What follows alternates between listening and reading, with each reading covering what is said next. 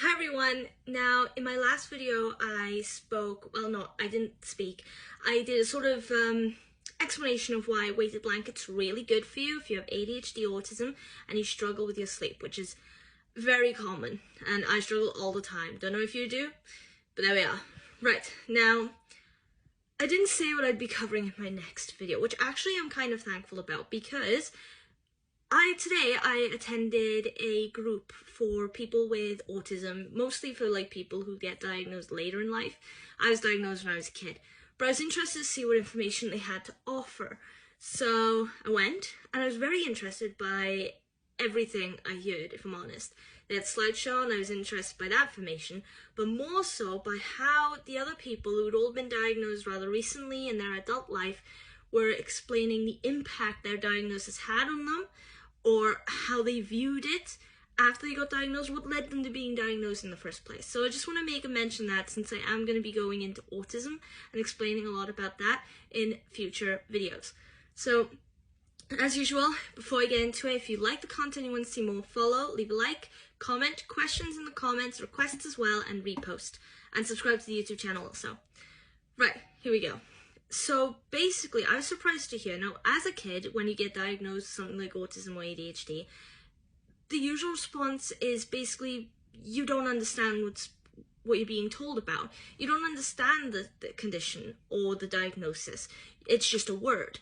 So when I found out as a kid, I was just like, oh, okay, didn't really change anything about what I was going through, whether bad or good, or whether I felt strange or not.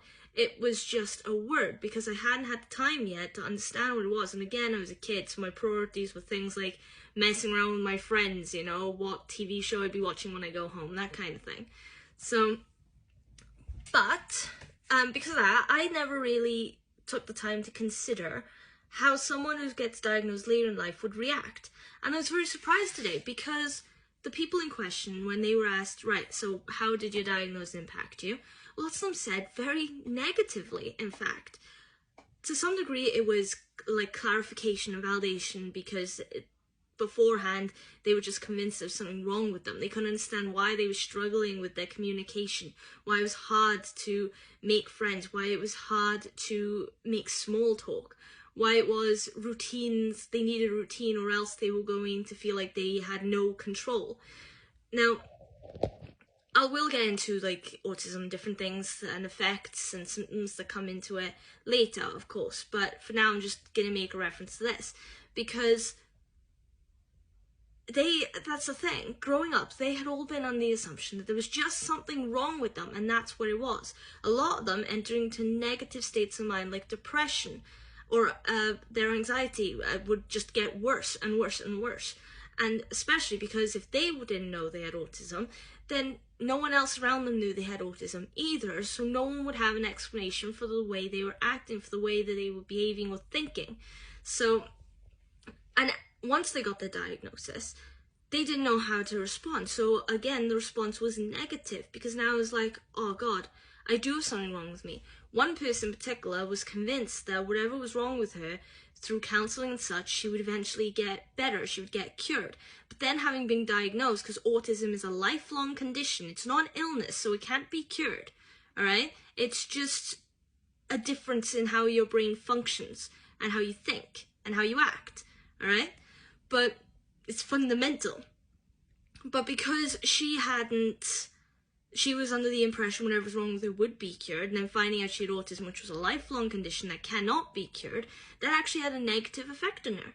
Because now she was thinking, oh, I'm going to be like this for the rest of my life. All the things she was struggling with were always going to be there. They were never going to get better.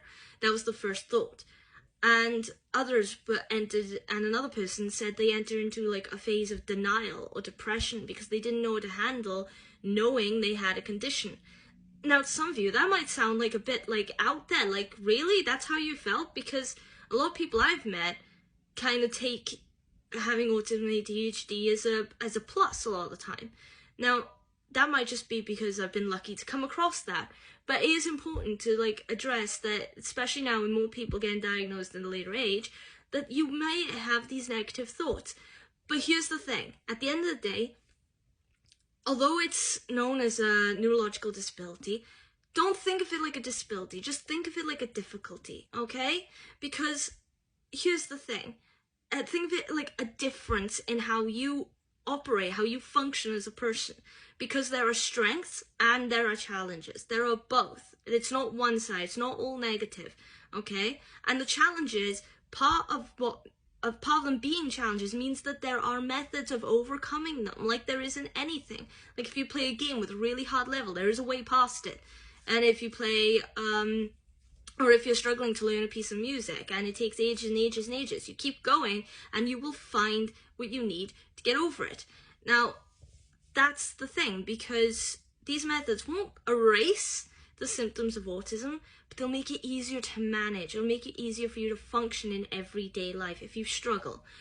And yeah, so I just wanted to make a mention of that, because I think it's important just to put it straight to the point that there is nothing wrong with you as a person, okay? You just have difficulties. But everyone has difficulties in all sorts of walks of life. In every aspect of everyday life, there's something that someone will struggle with, yeah? The good thing with having your diagnosis means that at least there are people who can understand where your struggles are coming from. They're people you can talk to, whether it's doctors who know what they're talking about, or just someone else who has the same issues. Because then you can bounce back and forth. You can find the positives, and then you can confide in each other about the negatives. And that then may lead to a positive when you feel better in yourself. So I just wanted to make that the priority of today's video. Now, again, if you like the content, you want to see more, then please leave a like, comment, what was it? Oh yeah, follow, questions, requests in the comments, repost if you like, subscribe to the YouTube channel if you're interested, and I will see you in the next video. And again, I'm not sure what I'll cover in the next video. It was on top of my head and I've just forgotten it, so forgive me for that. But hopefully you will be there, and yeah, so I'll see you soon. And again, at the end of the day, there's nothing wrong with you. You're perfect just the way you are, alright? Bye.